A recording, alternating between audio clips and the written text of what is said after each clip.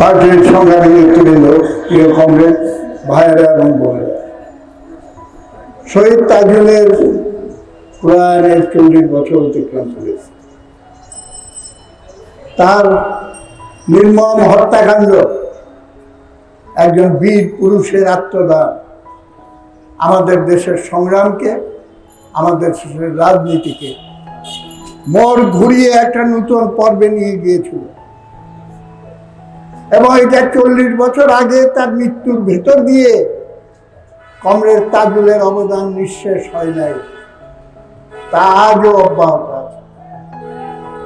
আপনারা জানেন এবং এখানে আবার শুনলেন, এরশাদ সামরিক স্বৈরাচারের বিরুদ্ধে লড়াই করতে গিয়ে একাধিকবার হরতাল ডাকা হয়েছে। কলকারখানাগুলোতে ভালো করে ধর্মঘট করা যায় নাই। 84 সালে শ্রমিক কর্মচারীরা 24 ঘন্টার ধর্মঘট রেখেছিল এবং রাজনৈতিক দলগুলো সেটাকে সমর্থন দিয়েছিল।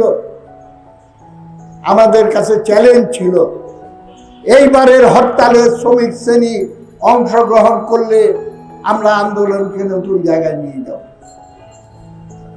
আমাদের চ্যালেঞ্জ, তার প্রতি সম্মান জানিয়ে আগের দিন দুপুরবেলা ওয়ারিতে আব্দুল কায়েম মুকুলের বাসায় তাজুল যখন ঢাকা ছেড়ে আদমদীতে যায়, আমাদের দুইজনকে সে বলে গিয়েছিল, চিন্তা করেন না, এইবার ধর্মঘট করে ফেলবো যেমনি হোক।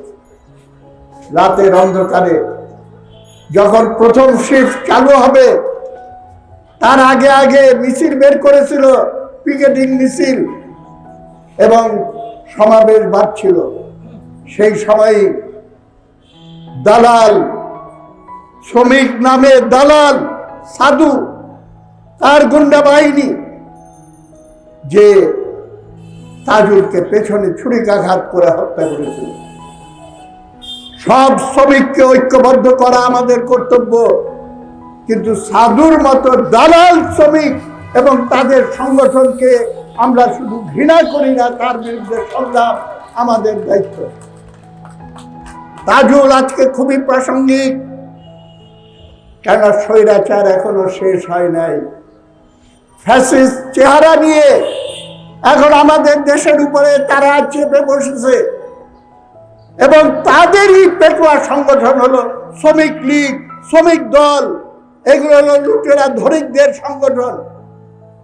তাজুল আমাদের শিখিয়েছে শত্রুর তাবেদার সংগঠনের সঙ্গে একতা নয়, একতা হলো শ্রমিক শ্রেণীর একতা। সেই একতাকে ভিত্তি করে আমাদেরকে অগ্রসর হতে হবে। আজকে তাই আমাদের সামনে কর্তব্য, সংগ্রামের আন্দোলনের আদমদীতে অনেক ট্রেড ইউনিয়ন ছিল, অনেক দালাল ট্রেড ইউনিয়ন ছিল। তার ভেতরে সত্যিকার সাচ্চা শ্রমিকের স্বার্থ রক্ষাকারী শক্তিকে একত্রিত করার জন্য তাজুল নিবেদিত ছিল। তাজুল সম্পর্কে একটা কথা খালি আমি বলতে চাই, তাজুল সবসময় ফরওয়ার্ডের প্লেয়ার, চ্যালেঞ্জ নিতে কোনোদিন পিছপা হয় নাই। যখন মফস্বল থেকে পাশ করে ঢাকা বিশ্ববিদ্যালয়ে ভর্তি হলো, ইকোনমিক্স ডিপার্টমেন্টে, আমি ইকোনমিক্স ডিপার্টমেন্টের ছাত্র, তার চেয়ে একটু সিনিয়র।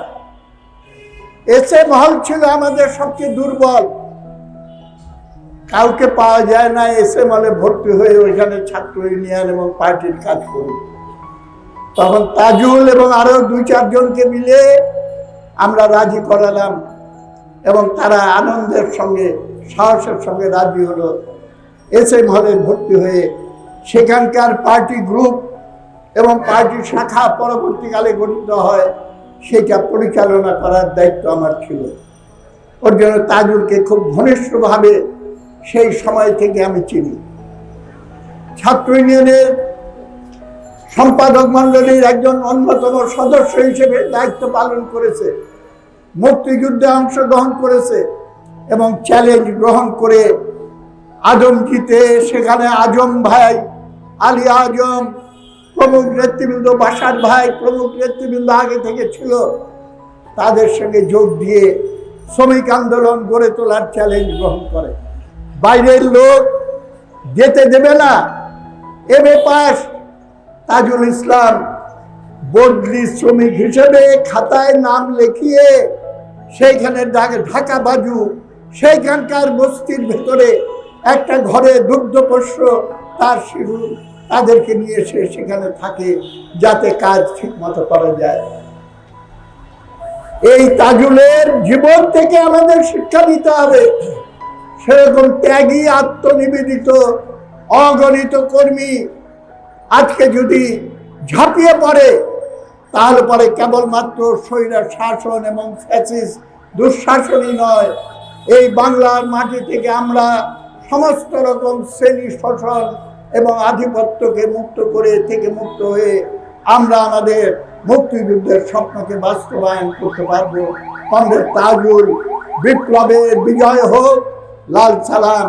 কমরেড তাজুলের প্রতি সেই আস্থা এবং প্রতিশ্রুতি জানিয়ে আপনাদের সবাইকে আহ্বান জানিয়ে আমার বক্তব্য শেষ করছি। লাল সালাম। ধন্যবাদ।